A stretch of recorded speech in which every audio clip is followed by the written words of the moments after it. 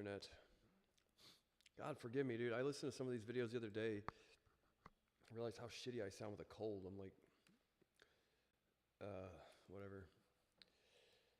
So, how is everybody doing? I'm doing fine. I am still tinkering with the new streaming application to see what does and doesn't work. So we're gonna keep working on it, I guess. But for now, I don't really have anything new to report or anything new going on, but I'll still do about an hour or so and see if I can't come up with some clips or something, hopefully. But today was an interesting day.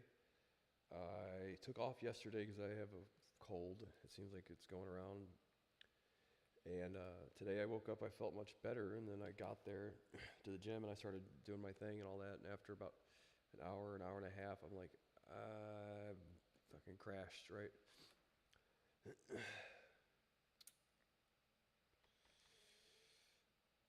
Unfortunately.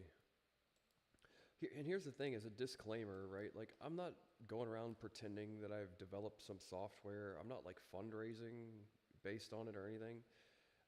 I'm discussing, you know what I mean? It's like when you build something, right? What's the first thing you do? You get a schematic or a blueprint, a layout of what it is you want. You know what I mean? It would be like pretty shoddy workmanship to try and just build a house from scratch without a blueprint, right? I'm not saying that I'm going to follow through 100% with any of this stuff. More or less, I think it's just a good opportunity to present the ideas in some way, shape, or form to the public, so that, you know, if anybody is on board with the idea, they can let me know, or if they've had similar ideas, you know what I mean? It's got to start from somewhere. So I don't want to ever give the impression that like,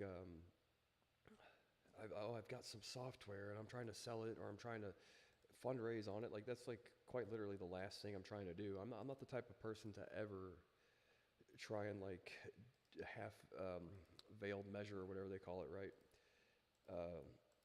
I really would like to, if I do things, I really want to do things the right way, because I've seen in the past really, really good ideas crash and burn because of poor execution. And I would really, you know, and like, I wouldn't say that I would be at fault for executing a plan poorly, because I know when to wait and when the right time is, basically. And it's just not something I'm trying to do. You know, there's alternative fundraising methods and things like that, but from what I've seen and what I've gathered is that more often than not, those provide more roadblocks and hardships than they do like meaningful development. So I want to make sure that when the time is right, if it gets to that point, right? So I'm not, you know, the impression that like, oh, vaporware, like that would be one thing. I'm not trying to sell a product that doesn't exist. I've built a basic outline, a blueprint, like the rules for the system and everything else, to see if anybody else thinks it's a good idea, right? So far, the limited feedback that I've gotten is that it's well received, right? That's all I'm looking for now. So now that I know that it does spark some interest in some members of the community, looking at it in a developmental stance is that it's a relatively cheap project to develop compared to like launching a social media website or something that's resource intensive and things like that. It's like, I haven't necessarily gotten a timeline, but it's probably something that could reasonably be developed in about a year or so, right? Or less, right? That's not a promise. I won't ask you to like send me checks in the mail and I'll do something that I'm not willing to do or whatever. That's not the point. I'm just trying to reiterate that it's more or less in the idea planning stage and just seeing if it's of interest to anybody else besides myself, right? And I really do think it's a good idea.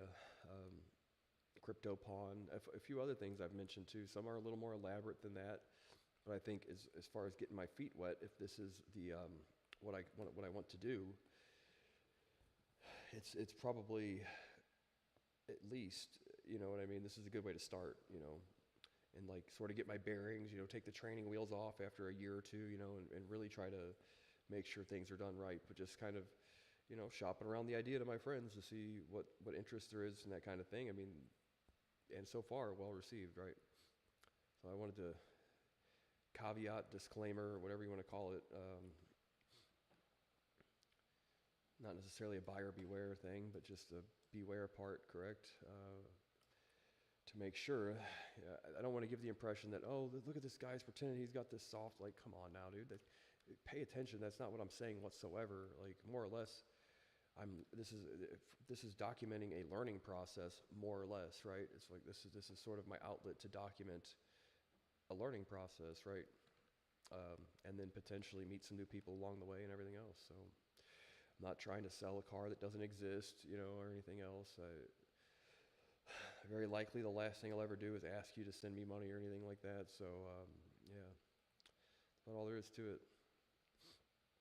Hopefully soon, though, we'll see some updates on Leah, so I can start to stream with her again, and then use the new streaming software to put together, splice together kind of a slightly more interesting video than just me sitting here talking to myself, so people can see kind of what Leah's about, right?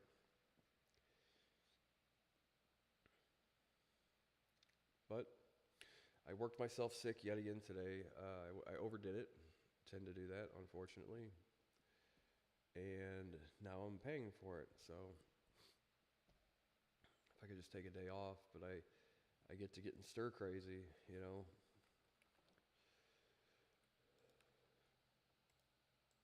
But a few of the components, and I guess I want to keep them to myself because I found out one of them wasn't necessarily a new idea.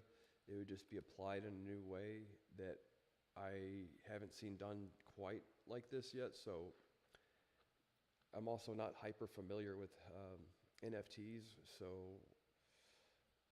I'm sure across however many platforms you might be able to find any one of these features, but all in one place, maybe not, you know what I mean? But yeah, here's the thing: is like taken out of context. If I mention it, then it's like the one thing someone will hang on to and say, like, yeah, I'm not pretending that I have this yet. I'm saying these are the ideas, a rough outline of what it looks like, and yeah. So there's not much more to it than that. But I think, given that the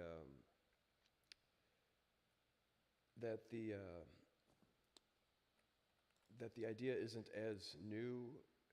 One of the ideas isn't as new as I thought it was, because I hadn't researched it yet, but it's still, I think, very valuable. But the goal would be, and one of these ideas yesterday I poo-pooed because I thought it's kind of gimmicky, but then I think about it, I'm like, well, not really. I mean, if it's just a few lines of code or however much to add to the platform at some point in time, if it gets to that stage, then it's a relatively novel feature that someone somewhere, and if even just a few people appreciate it, then you will make your money back on what it costs to code the thing or develop the thing, right?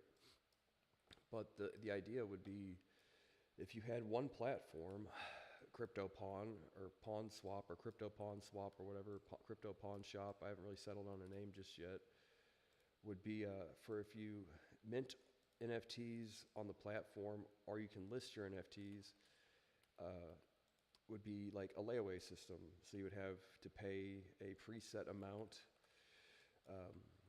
as a layaway feature that would amount to about, I think, probably 20% down payment on whatever the NFT is that you're trying to purchase, and it gives you a 30-day window to finish off the remaining payment to receive the NFT. Now, if the person that is agreeing to purchase the NFT balks on their end of the agreement, they forfeit their 20% that they paid or any payments that they've made along the way. The platform gets a percentage. The person whose time they wasted by saying, I'll buy your NFT, and then didn't have the money to pay for it, they'll get like 40% of it, and then 20% of it, so it'd be 40, 40, 20. 20% of it will go into a pool, basically, that's able to come up with something for it eventually. But the idea might be to do like giveaways, or purchase NFTs off the market and do a giveaway for people that participate and things like that. Would be the idea, right? So there would be like you would forfeit if you balked on your end of the agreement to purchase a token.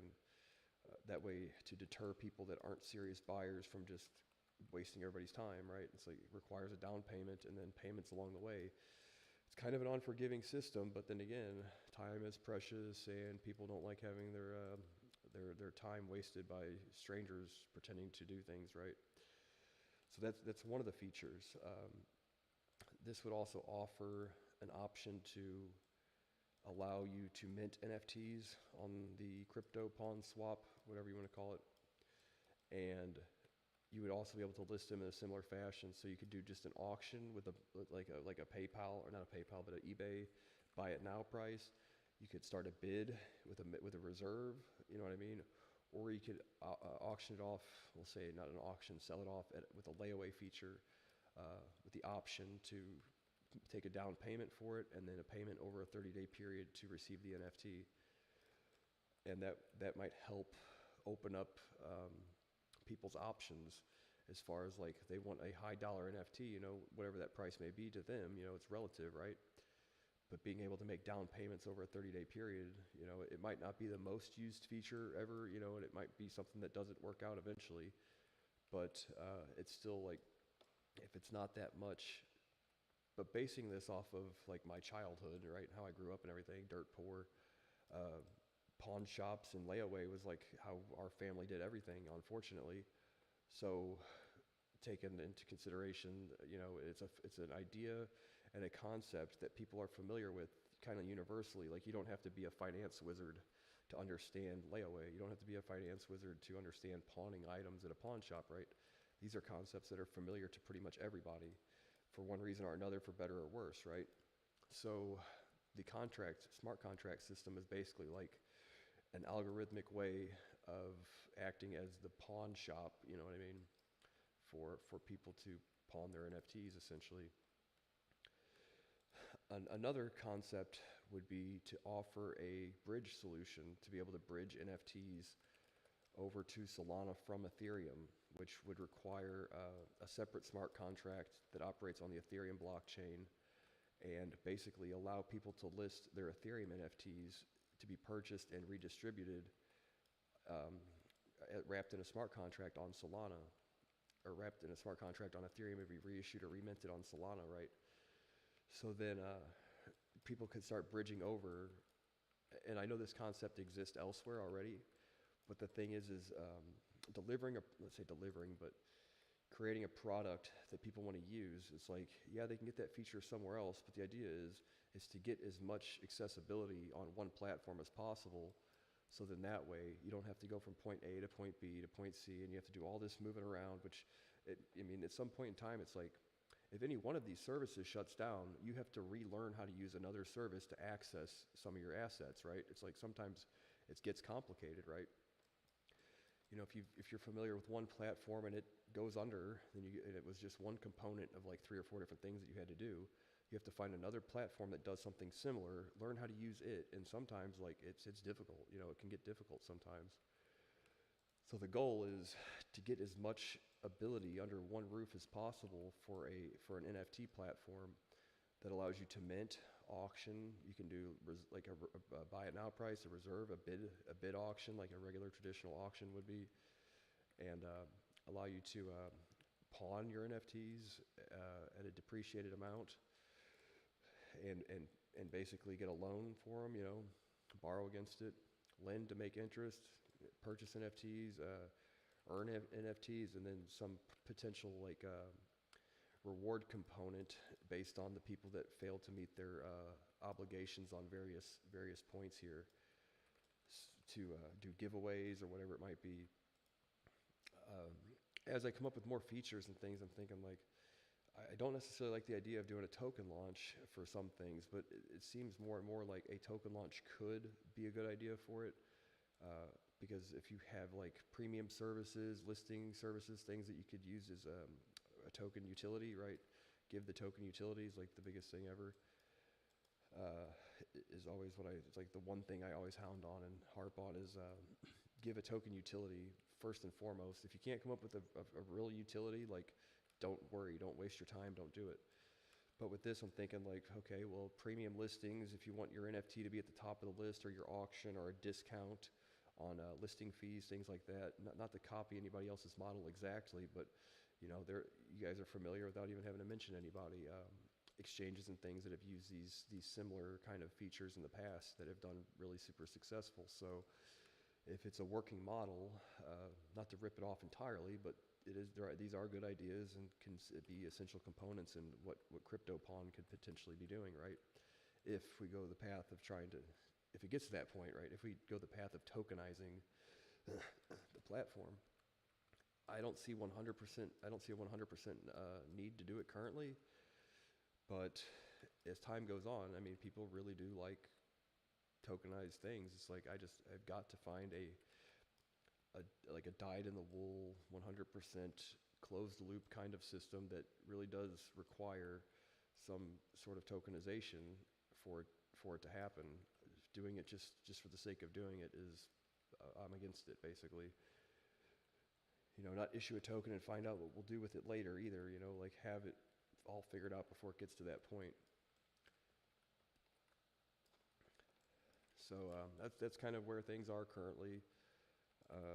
So like a bridge/wormhole to give it multi-chain accessibility between Ethereum, which I guess requires 2 separate smart contracts, obviously. I haven't decided for sure, but I think maybe in the best interest, it would be a good idea to have it where you could swap between Ethereum and Solana effectively, lock your Solana NFTs and reissue them on Ethereum as well. But the goal would be to have, if this is how it works, and I think it does, that the CryptoPawn smart contract would then be the issuing authority for the bridged NFTs, right? And it kind of gets to where you're putting various crypto or various NFT markets all under one roof if you can essentially one place to swap them and stuff. Like I said, I haven't kept up much with the NFTs, so I don't necessarily know what the policies and procedures are for, like, oh, well, we have NFT compatibility across multiple platforms, but I would say that for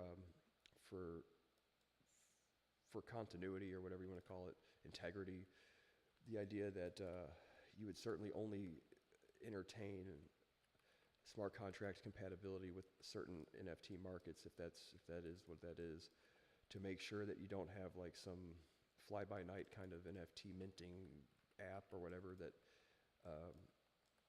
where people can falsely try to issue things that look like legitimate NFTs, and then through a buyer's own lack of ability to understand, end up purchasing something that isn't as valuable as the person says it is. That sort of thing is common. People do this all the time, unfortunately. So we would have to certainly get a list together of approved NFT markets that we would entertain as, say, like not like partners, but compatibility buddies, right? Our compatibility buddies, right? Our compatibility buddies. But that was it, man. I think that was about all I had to.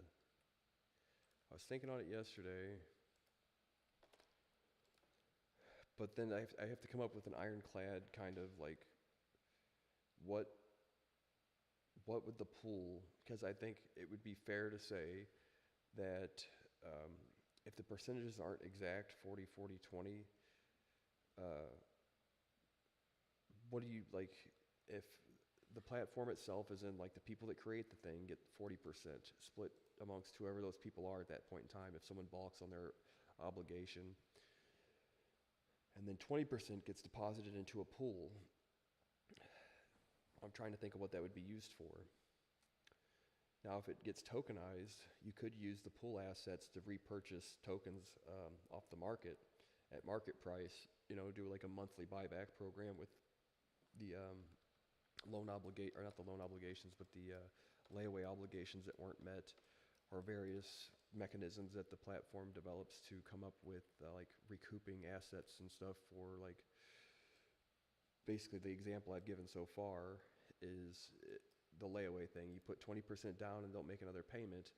Well, the person whose time you wasted gets 40, the platform developers get 40, and then 20% goes into a pool.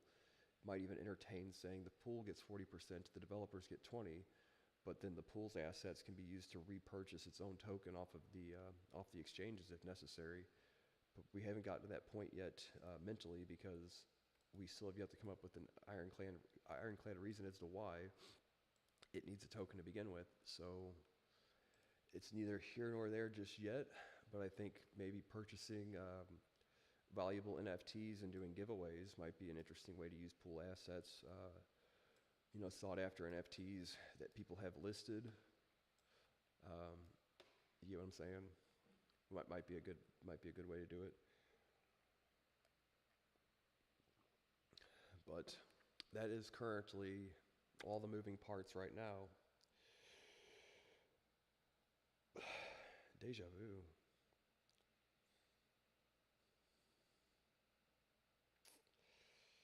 Yeah, I hope I get over this soon, man. I'm not digging it, dude. Head cold and all that other stuff.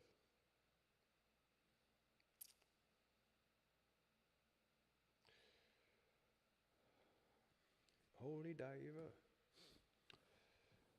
So, any of the news today?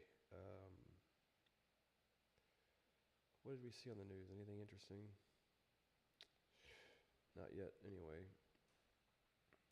So I hope that that's a good enough explanation, and like I would like to say and reiterate that in no way, shape, or form am I saying like, oh, I have this product, all I need is you to pay me for it or anything, or all I need you to do is buy my token or whatever. Like, clearly it's not there. I'm not making that claim, and nor will I, right? So if we get to the point where a tokenization model suffices my understanding of what's necessary, if it's necessary or not,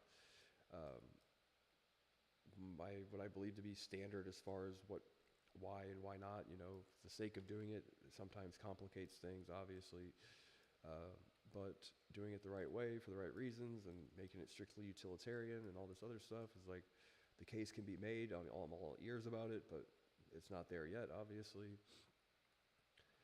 And at some point in time, I might have to get a little more familiar with like developers and stuff that it's not a process that I've delved into in the past. So really, I got to make sure I find the right people so I don't end up paying some person to develop something and they have no ability to do it, and I've got no way of auditing their skill set to determine whether or not they do know or don't know what they're talking about. So it's a process, right? Which is why I refuse to make the promise or even give the indicator of a promise, right?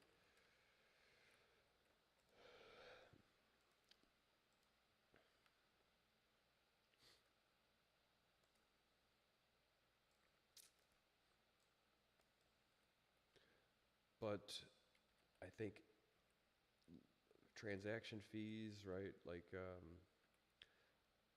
a listing fee might be a thing, or only a fee is gathered by the platform if a successful pawn is submitted or whatever. You know what I mean? I don't know at what point in time do you initiate fees for the platform to earn basically what you would consider, I guess, revenue. If it's after a successful sale or a pawn is complete, or if you want some sort of immediate kind of thing, whatever, maybe a little bit on both ends might be helpful. Some to initiate the thing and some when it's finished, And how much, I don't know yet.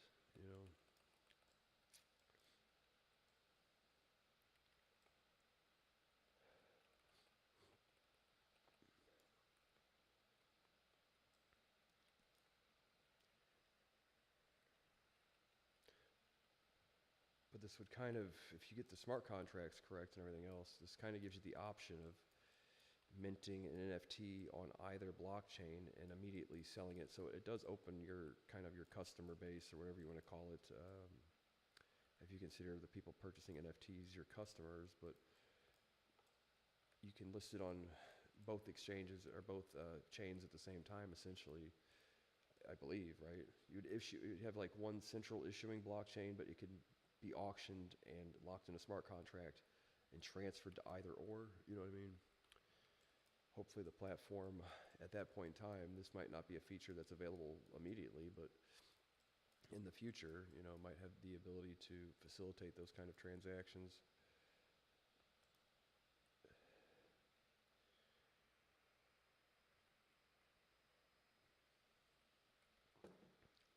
If they, I'm sure it exists, man. I'm sure they can do it, right? I say they, like the imaginary people, right? The imaginary folk.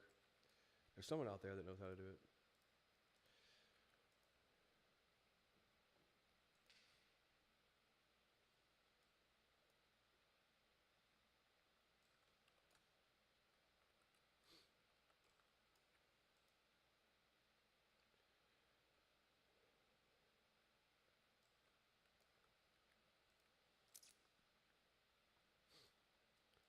I gotta find a new game soon. Like, this server that I'm on is essentially dead, unfortunately, and they don't do like raids and stuff. So all I do is these 5-mans all day to waste time, basically, while I sit here and mull over things. I'm trying to upgrade my gear. For what reason? I don't really know. It beats doom scrolling through TikTok and Twitter, I guess, for the time being, right?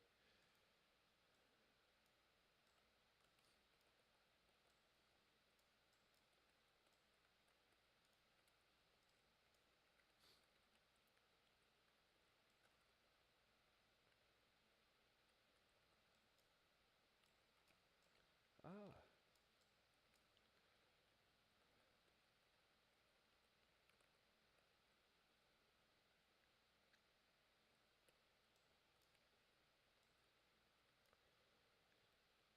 but that like the idea to be successful requires kind of a resurgence in the NFT market, and maybe, without being delusional, maybe what the NFT market needs is something a little different than what's currently going on for people to regain an interest,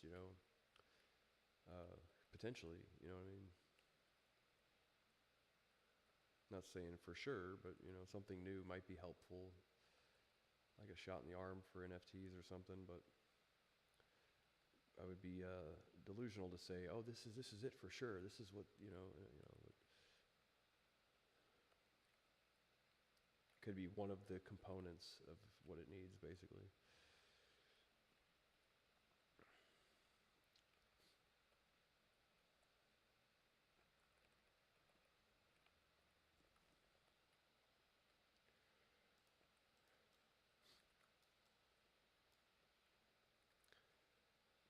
But the thing is like the projections that I gathered, kind of loosely, right, were if Solana was a certain amount, as far as revenue is concerned, like probably $100,000 a month or something, which isn't terrible. It's a lot actually, obviously, but that requires a certain amount of volume and trading and this, that, and the other thing. And those are all just numbers I don't have, and basically nobody has numbers that explain. Nobody has the data to support those arbitrary numbers, essentially. So it's almost like until we get a better idea, there's almost no sense in trying to determine the potential revenue without some sort of adoption or some acceptance. You know what I mean? People using the platform. Those are things like you can sit there and project all day how much you think this is. Like, it's kind of pointless until you get the thing built and to try to attract people to use it, really. So it's almost like, why even mention it, but that would be pretty cool.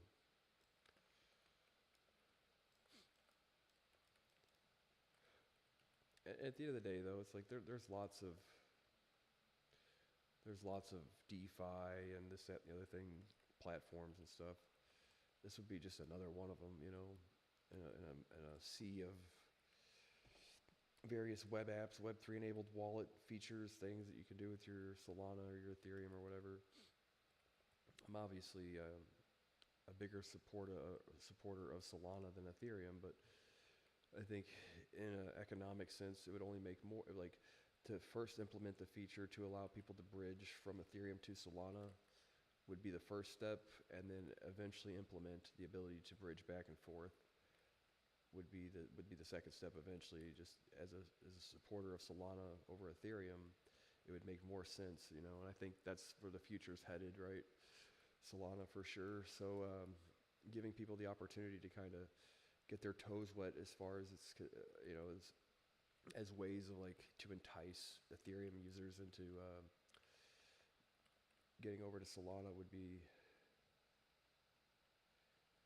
whatever.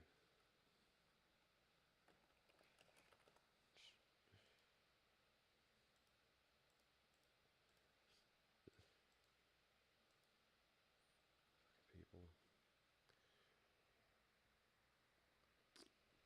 Right.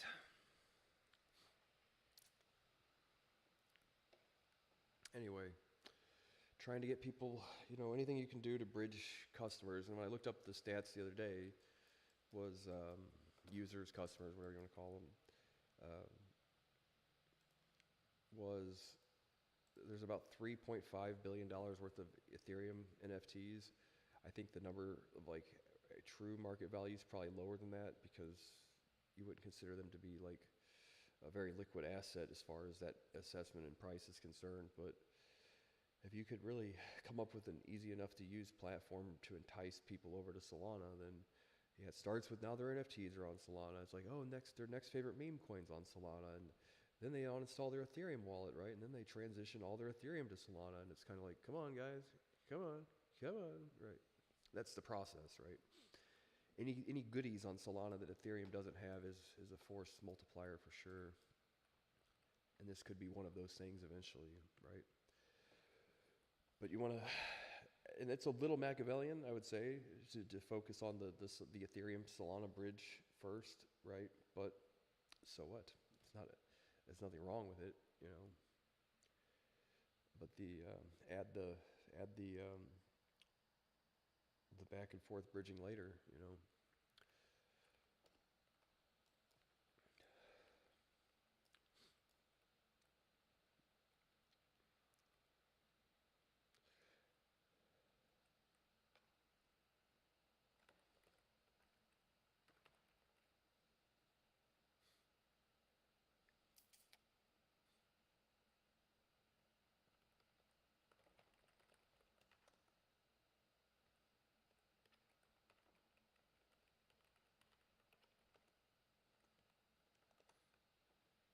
This guy's screaming at me.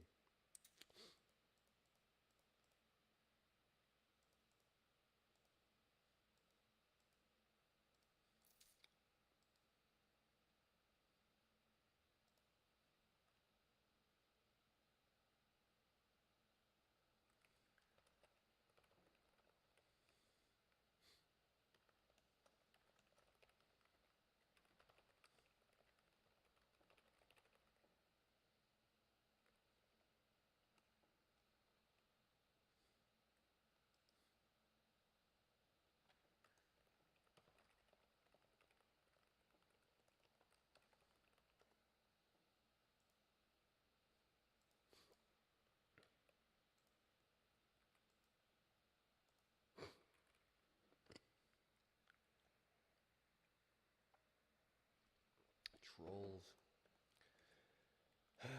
Anyway.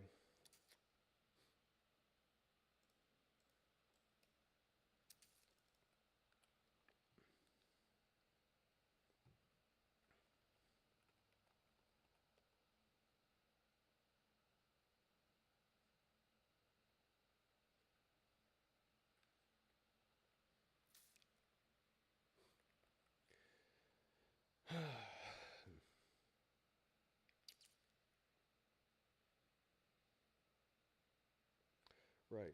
So, I mean, in an estimate, it's one of those things. It's like you can sit there and try to make the case till you're blue in the face about the matter. It's like it would be great if you could bridge over.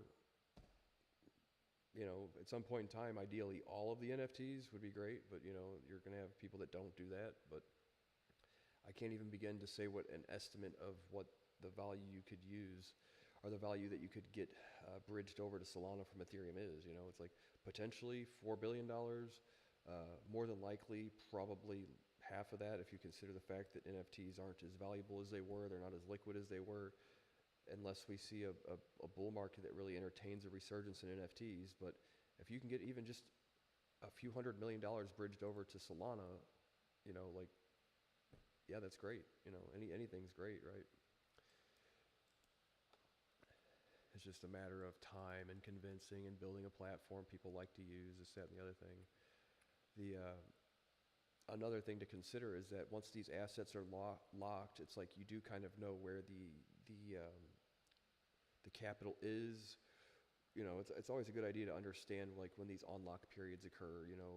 After 30 days or whatever, it's like you can kind of see the one of the buttons or things that I designed the other day was a total value locked on this specific platform, so you always have an idea of the amount of bridged assets, essentially, right? I say locked in a sense that they're locked from another chain and now only usable on this chain, essentially, right? So it would be a good idea a number to keep track of, right? It's like it's helpful to somebody, somewhere that keeps track of like capital flows and things like that to determine, well, we know that there's this much more capital entering the market and so on and so forth, or this much more value on this date based on these things here, right? Right? Or we have a good indicator that that's where it'll stay until then, But one of the more, I guess you would say, not the strongest selling point of the thing, but keeping up with, total value locked is important. The amount of assets bridged is important, amongst other things, right? Those are numbers that are often touted in representation of a platform's success, successful auctions to date, you know what I mean? Like, successful auctions to date essentially would be another, or successful auctions, successful pawns, you want to be able to go to the dashboard portion of the application itself and determine basically and see for yourself kind of the adoption level that it's received, right?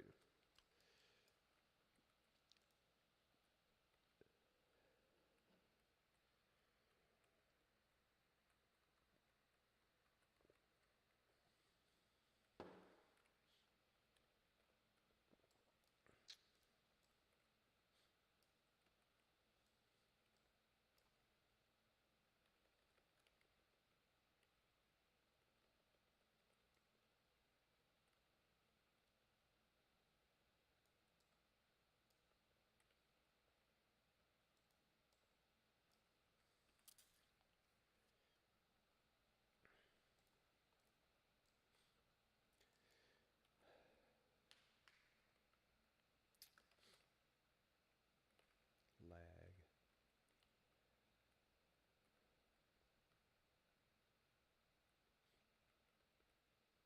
But you would have a regular auction feature, a reserve. It would, like eBay for NFTs, essentially, with a layaway system, a lending system, a borrowing system, a mintable NFT system. Eventually, like I said, keeping the entire thing on chain by accessing or using some sort of decentralized storage component, so that way the NFTs are actually stored on chain, because they're relatively low bandwidth and storage is really, really abundant, you know what I mean?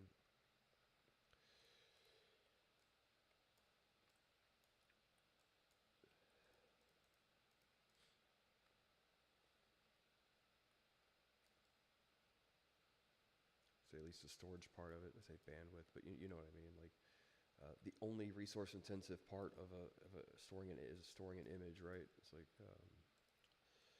you know what I'm saying?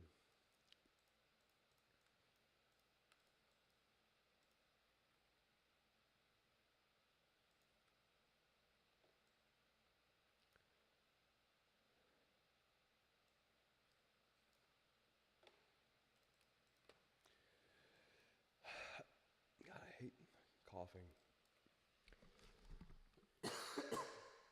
Try not to be rude. Try not to be rude to people. So I guess later today, I'll post an update of what the user interface looks like. The rundown that I've gotten is that using Claude to help develop the entire thing. Did explain some of the smart contract implementation and everything else. Um, I don't know how much, if the timeline that it gave was accurate, but it said about a year, which is good. I don't know if that's for full implementation or just partial implementation. You know what I mean? Like you can get, in less than a year, you can get some implementation or launch or whatever. But then you've got to wait a little longer to get all the features and stuff added. So, fucking shit. Throw the pumpkin. God darn it. God darn it. I got to make sure I don't cuss because I'm streaming on YouTube now too, and I don't know all the rules there. So I sound like Ned Flanders. Darn diddly. Aw. The gong's already hit, dude. You've fucking been whacking the gong all. Oops. Put a quarter in the square jar. I'm whacking the gong, bro. Leave me alone.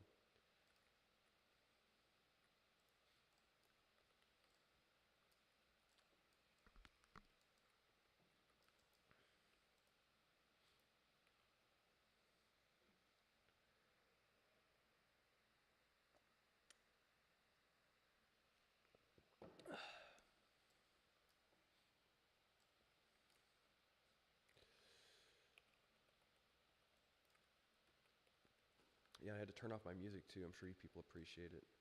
So that way it doesn't get flagged by censors, right? The censor authority on social media.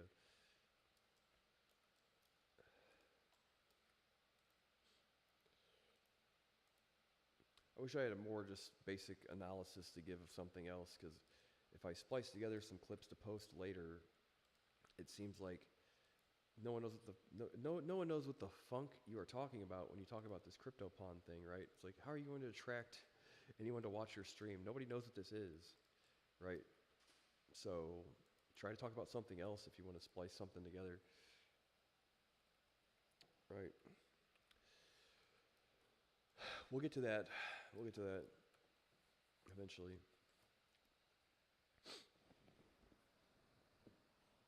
Oy vey.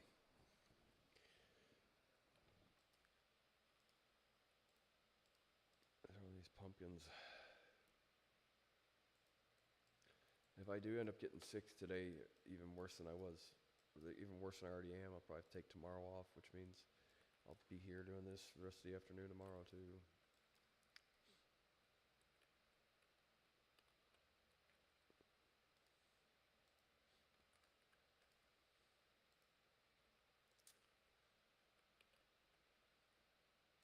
But one of the things I was thinking of the other day is with Leah, right? On the roadmap, there is plans to eventually let her be able to do automated trading and everything else. How cool would that be, right? You'd have to, that's a lot of risk though, you know what I mean? Not like for no reason whatsoever, but I'd have to get pretty comfortable with automated trading to allow an AI to manage any of my assets, really. But I don't know what the process is for doing such a thing, right? I really don't. I know that there are people that are super savvy at developing trading platforms and stuff like that. Hopefully, after all of these shakeouts, it would be great for everybody to come to an agreement that Leah is, I would say, like Leah and Griffin are like the winners of the whatever AI race that we're currently witnessing in cryptocurrency. So then that way, people that have developed some of these algorithms and stuff for automated trading can find somewhere to put their skills to use in a way that versus just like running a trade chat or whatever, like a Telegram group. I wouldn't necessarily consider those to be like like the most legitimate, but there are some that are pretty good and accurate and things like that. But I wouldn't advise anybody to seek a trading bot in Telegram to manage their assets, essentially. But doesn't mean there isn't some out there that are legitimate. I haven't had any experience with any that were. I would just caution anybody against that kind of thing. But I could be wrong. I'm not sitting here trying to stick fight anybody about the matter. Just be cautious if that's the kind of thing that you're doing. But there are a lot of people that are savvy developers that have developed. I'm sure you see the things all the time. I haven't had a chance to like really research and audit myself here lately about but they're like, oh, the DeepSeek models versus the Gemini models and the ChatGPT models as far as their effectiveness and automated trading and all that stuff. It's like, so the technology exists to do it, I'm sure. The people that are developing that kind of thing, it would be great, as far as like, I'm just speaking as a user myself to, at what point in time do those people say, well, part of the problem is that those platforms can sometimes be pretty intimidating to a person to use, and if you come up with the greatest user interface possible for AI, and I believe Leah has, as far as like, I say like speech recognition and everything else, Leah has the most intuitive AI or most intuitive user interface of any AI that I've ever seen. You just talk to her like a person, you know what I mean? But the idea that Griffin has a great like text-based input and everything else, right? So those are the two projects that I support as a end user, right? But to see what can be done eventually would be cool to as far as like the people that have really developed like really awesome automated trading platforms or algorithms or whatever you want to call it. To see to combine forces eventually would be awesome. But the reason I say I'm hesitant is because it's one of those things, right, where like you failed to see someone do it yet doesn't mean it can't be done, but you're overly cautious just because. So like whenever I first started following the Leah project, one of the things was like, oh, her speech recognition, like I have yet to see like a really just awesome, never makes a mistake. You can talk to it like a person. It doesn't ever confuse your words for something that it isn't. And then whenever I saw that Leah was able to do it in real time, I was like, oh wow, so okay, so finally the thing.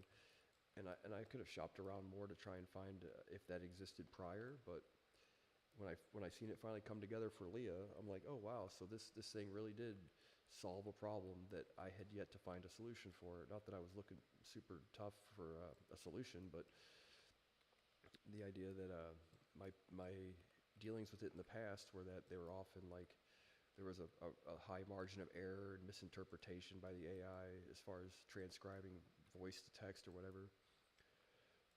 And then if there wasn't an error or if there wasn't a high margin of error or above acceptable margin of error, then there was always some like it took too long to translate or it took too long to transcribe or whatever. So when I finally seen that Leah had managed to pull all that together and develop and code a thing that you can talk to and it responds like instantly, like as fast as a person does, I was super impressed by it. That being said, as an example of a time in which that I thought that the technology didn't exist to do the thing, right? I have a similar understanding of the automated trading, like letting an AI manage some of your assets seems really high risk, right?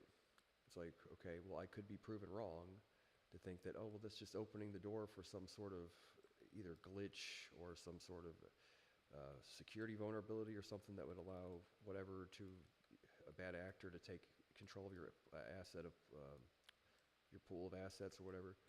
It's like, so I've been proven wrong on a lot of these things, and these aren't like, oh, I went around shit talking the thing because of it. These were just my preconceived notions, having dealt with some of the things in the past on a limited basis, right?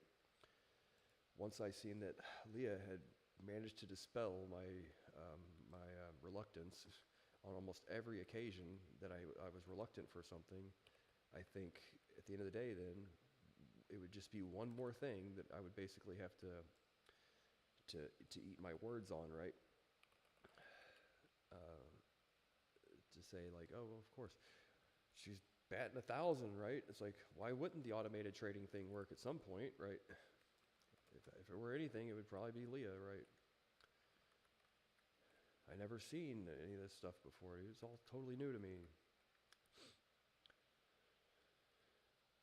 But I'm not trying to tout an ability or a skill or a feature that isn't there yet or whatever, obviously. But I think if anybody can do it, it's Def and David and the Leah team, really. Because I've been proven, not to say wrong, but I've had my rumor, my fears dispelled so many times by them guys in the past. So I feel like it'd be more of the same, right?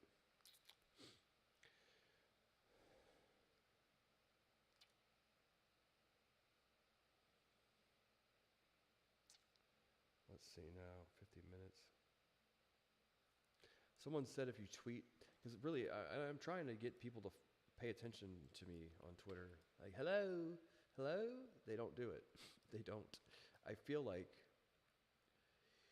I don't know what I did in a past life or something. I don't know why.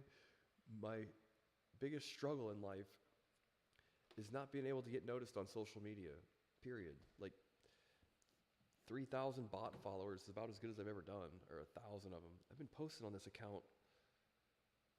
I've been tweeting up a storm for the last 3 years. I've got 1,000 followers. Is it hashtags? Can you teach me how to hashtag, guys? Hashtag Academy. What a nightmare. Yeah, I don't get social media, basically.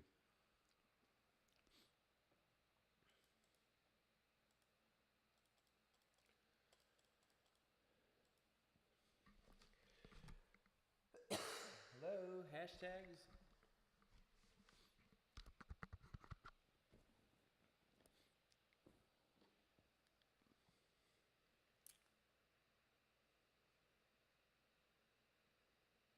Mm.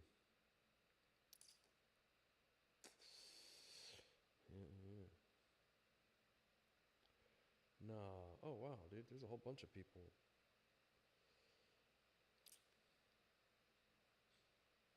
I just got the bill in the mail earlier for the thing. Why do I get a discount then? I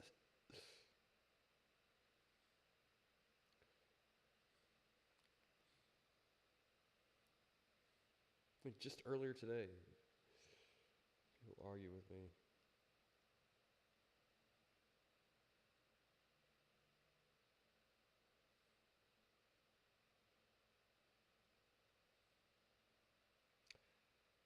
Is Google One different than 53 cents a month? Does Google One count as Gmail storage?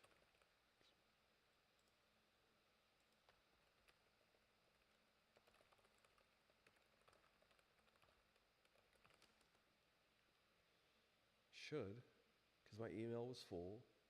Yes, Google One storage counts towards your Gmail. Yes, it does.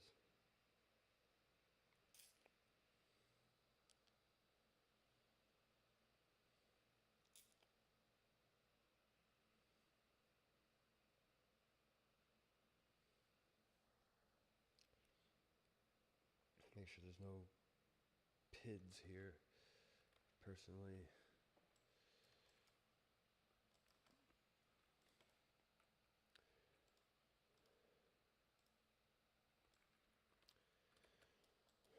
Oh man, I keep coughing. It's like very disrespectful of me. It's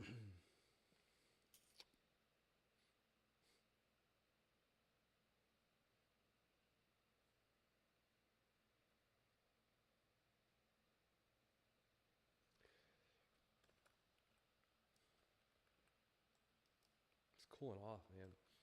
Thank God. Upstairs is hotter than downstairs, obviously. Because of the metric system. Right.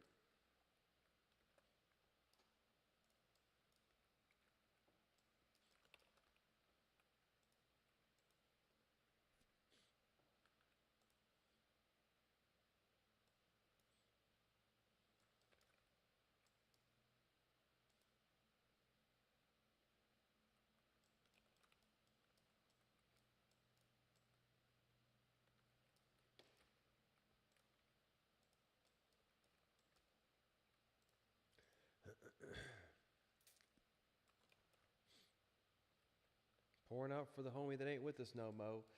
Yonth has just bit the dust. He got beaten up by a fucking gaggle of gorillas and a monkey in a barrel, and he's died. And oh, I guess they resurrected him. Never mind. Scratch that. Save your 40s for somebody else, please. Yonth is still with us.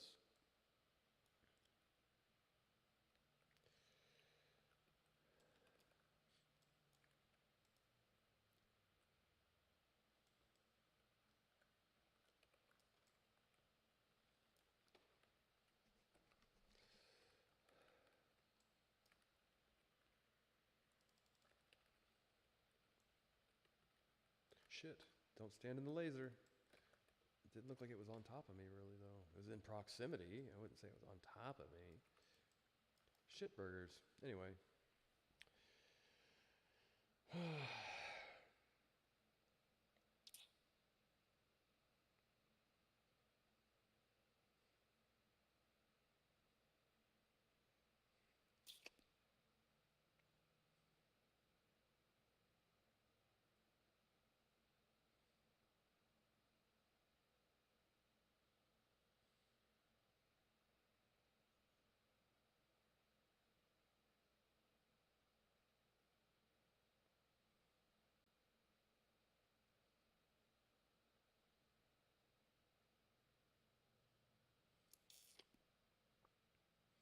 God, dude, these people are like jumping down my throat about saying Google storage is 50 cents a month. Whoa, I didn't mean to shit on your religion about the matter. Good God.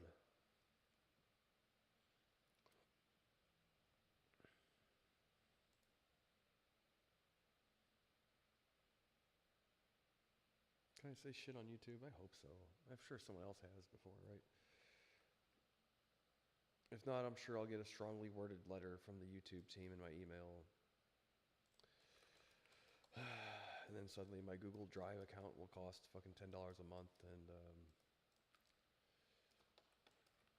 whatever.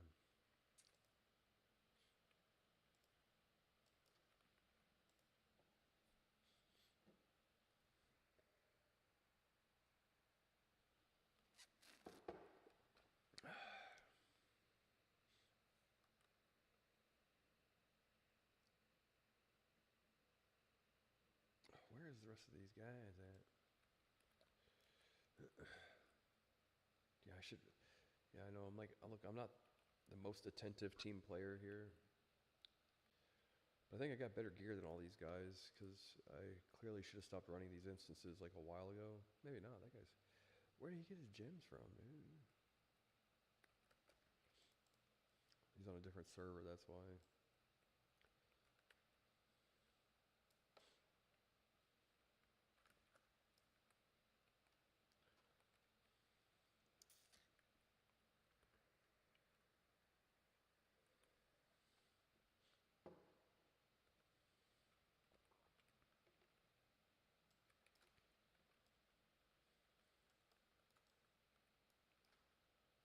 So I'll post after this instance, I'll post a slight update to the user interface and the idea that it contains the bridge ability, the layaway feature. Oh my God, dude.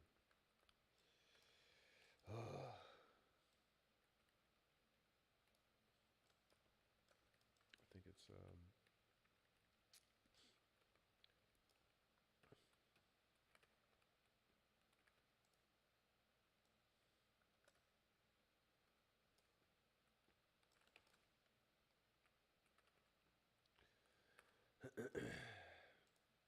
Attention, please. Will the real Liz Cheney please stand up?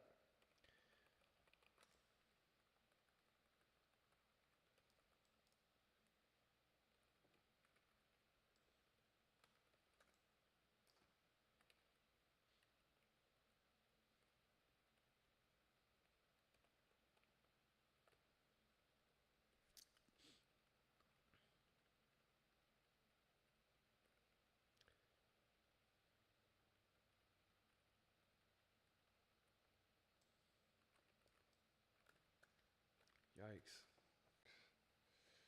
Well, hopefully two goofballs here can. Doesn't look like it's gonna happen, but it might.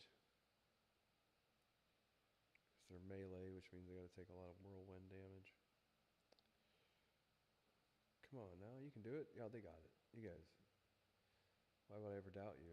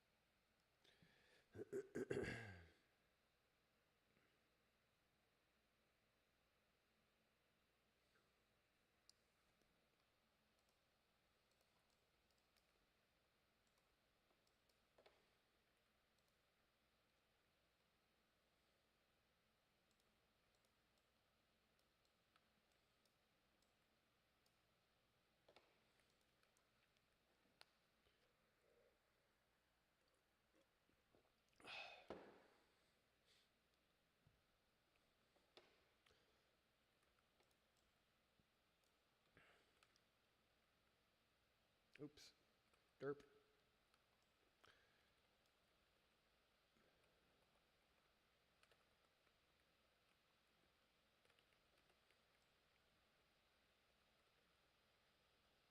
I had to drink I couldn't even eat when I got home, dude. I was so sick from doing all that stuff today. I had to drink a protein shake instead. It happens every now and again, especially when I had this rhabdo and all that stuff. You get sick working out, and then you gotta like supplement a meal for a shake, which there's people that like bodybuilders and stuff. There's some that say like protein shakes and stuff are great for you, but from what I've gathered, my best results came from getting all of your protein from food. Right? It's not that difficult to do.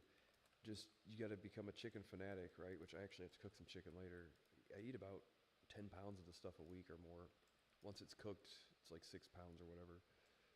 But I got about a 10 pound a week chicken habit, and I throw it in everything I eat, man. So the idea that it's expensive or difficult to do, it's like chicken's one of the cheapest meats. Chicken breast is super cheap, and you can just cook entire big batches of it, chop it into tiny pieces, and throw it in everything you do. Every meal I eat except for breakfast, and even breakfast has chicken eggs. So without getting into a philosophical debate about which came first, and that's the thing. Okay, so this is the age-old question of what came first, the chicken or the egg. I know for a fact that it was the egg. Why? The argument is an argument of semantics, right? So the egg, as in the concept of the egg, not the chicken egg, right? It's how they word it that makes it a trick question. The egg predates the chicken because certain animals, laid eggs before the chicken came along, right?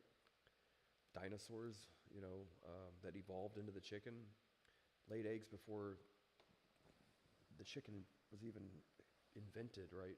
Whatever you want to call it. So to solve the age-old question of which came first, the chicken or the egg, it was the egg. Now, if it were the chicken or the chicken egg, it would still probably be the egg, but it's how it's worded. It's not a matter of evolution. It's a matter of understanding that these people are trying to trick you into arguing about what it's not, basically. The chicken egg probably still came before the chicken, but you get what I'm saying. But most certainly, there were certain animals that laid eggs before chickens existed. So, food for thought.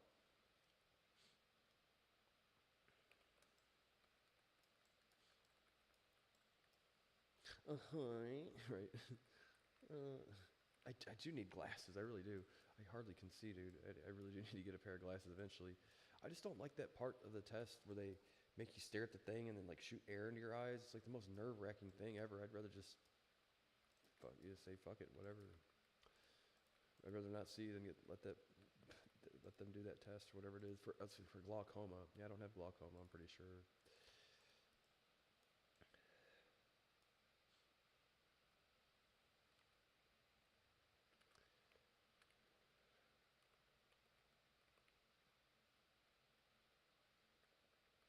I think this is the last instance that we're going to do, and then we're going to go downstairs and we're going to cook some chicken.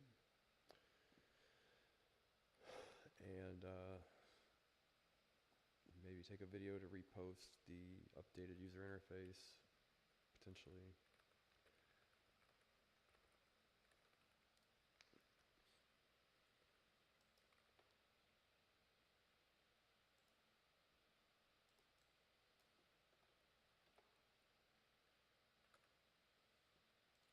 Doing the time warp.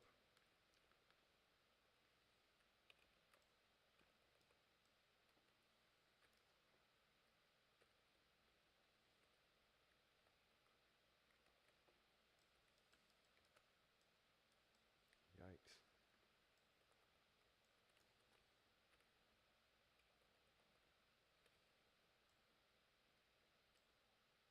Come on now, a heal. Ugh.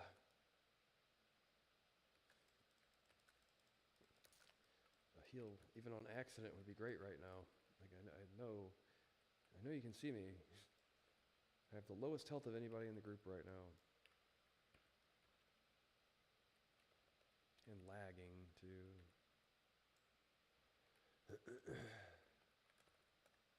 Oh shit. Oh, the ads. This is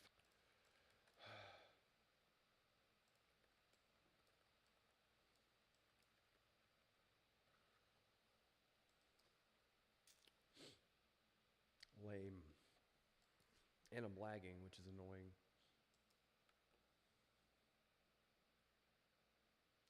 The ads heal, and wait for it to run back. We were almost finished.